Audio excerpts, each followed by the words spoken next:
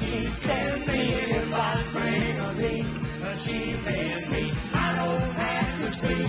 She defends me in drunken streets. Sing it, Terry. What are we listening to? What are we watching? Up on Cripple Creek, the band led by Robbie Robertson. They are seminal, not just to Canadian music, but to music across the board. If you don't know about the band, you're not from a certain generation, but you should know about the band because they are one of our most important musical exports. They've influenced so many people. It was a thrill for me to sit down and talk to Robbie Robertson. And I asked him about that, about the influence and when he recognized that, you know, that he was changing the game, really. Take a peek. I'm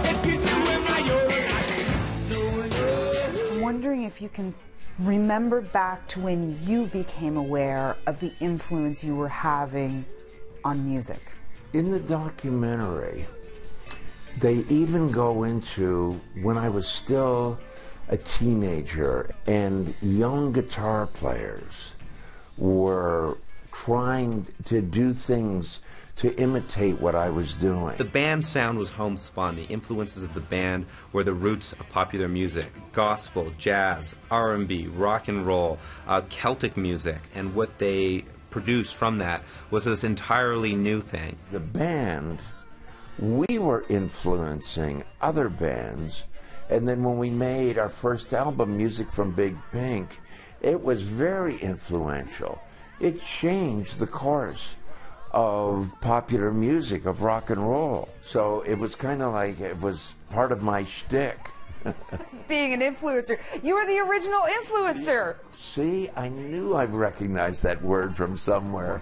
Take a load off,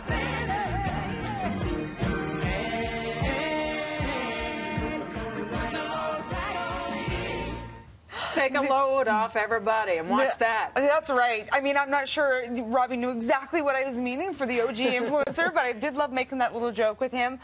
You know, you see people in the movie like Eric Clapton, who, you know, was so important to the band. And also, Martin Scorsese and Robbie Robertson have had a relationship way since Taxi Driver. They actually lived together in Los Angeles, and so movies have been really important to Robbie, and I talked to him about it, and Ron Howard, who's one of the producers of the movie. All big names. Big names.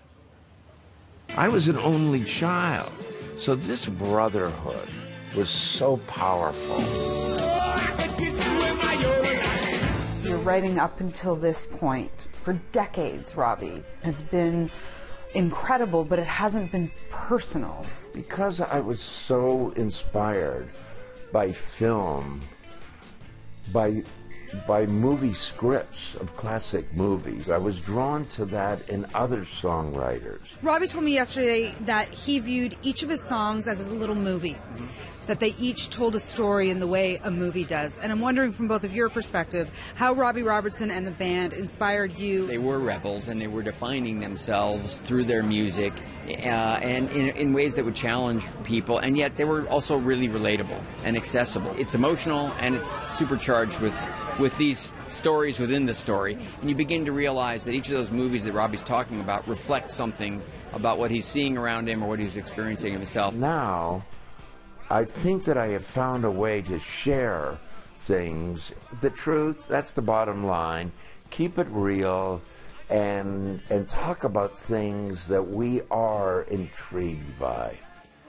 That's sound advice right there. So you say thumbs up to this documentary. I do. Once We're Brothers, I think it's really important that anybody who's interested in kind of the history of Canadian music and where we came from, go see it. Awesome. It's worth it. Thanks, Steve. Thanks, Steve.